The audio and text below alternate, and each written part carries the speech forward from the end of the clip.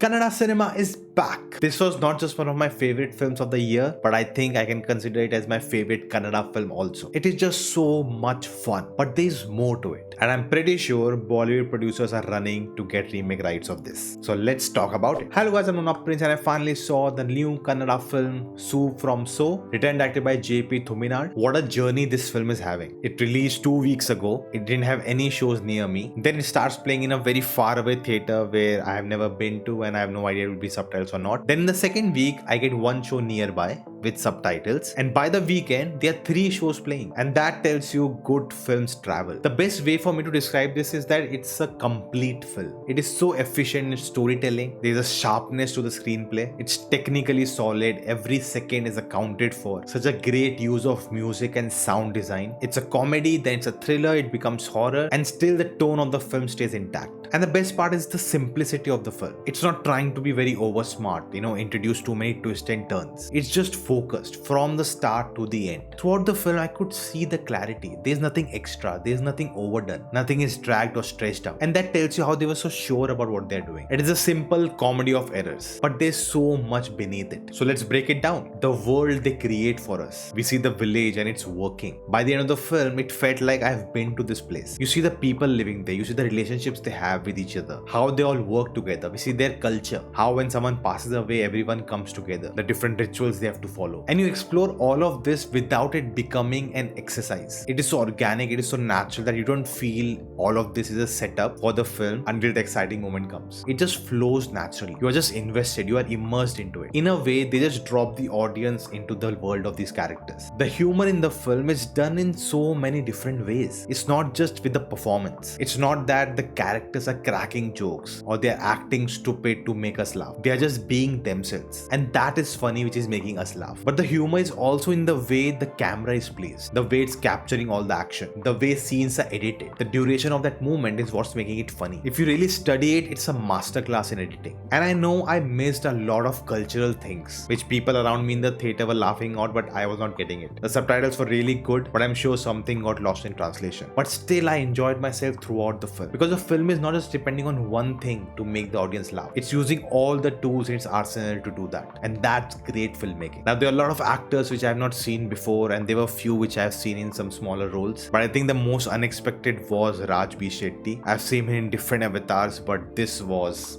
something else altogether. I thought him being a bigger star, a bigger face, coming into this small village, he may not fit well. But the way he delivered his performance, he just fit right in. It never felt he's bringing the baggage of his stardom. Like, I never imagined he can pull off a character like that. And he just delivers. And that brings me to the casting of the film, which is really, really important. They make each character stand out, not just by the writing of them, the characteristics they have, but also with the casting. The figures they give them, the clothes they wear, the hairstyle. It's almost like, in animation, how you do it. You give different characters different figures, which symbolizes something. And they become so memorable because they are so well defined. There are so many characters, but their face imprints in your mind. You know who is who within 5-10 minutes of the film. Casting is a very underrated skill because not many talk about it. And that's a good thing. If the film is great, you don't think of any of these things. But it's an element which can actually break or make the film. And here it has made it. Now, the supernatural angle in the film is so uniquely done. It's just simple. They show us what fear can do to people. That they stop thinking, they stop being rational. And there are so many comedy bits,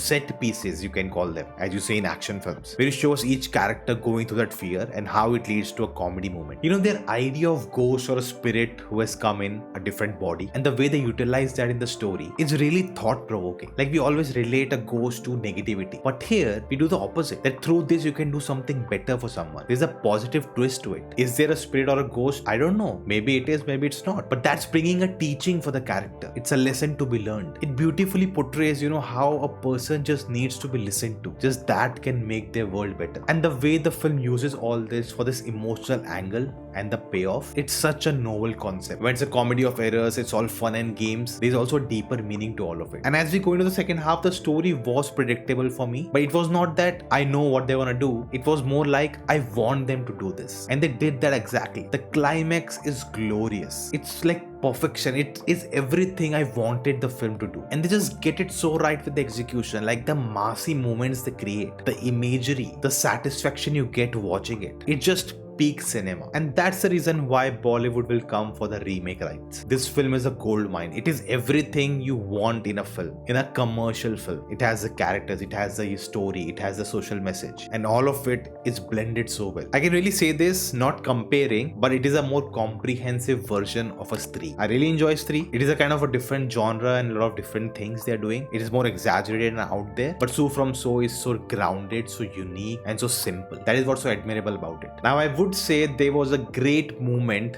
to have the title card come up on the screen, but they didn't utilize it. It would have been really epic if they had done that. When the film's name comes up in the dialogue, that would have been a really nice touch. What do you think? But this is what all we want from Kannada cinema. Tell your stories the way you want to tell. Don't try to make films like others. Don't try to make it a formula. Like Kannada cinema was on a rise and then it just lost its way. I don't want just one or two industries to be great. I want every industry to be great because I want Indian cinema to be great. And for that, every industry needs to come up with great films. And I'm rooting for them. And I say it's a comeback of Kannada cinema because there have been more films which are so good. And one of those films was actually in my top 10 films of the year so far. Have a look. So and so will definitely be high on that list. Do let me know your thoughts about the film. What do you think? Is this a comeback or not? In the comments below. And I will see you next time.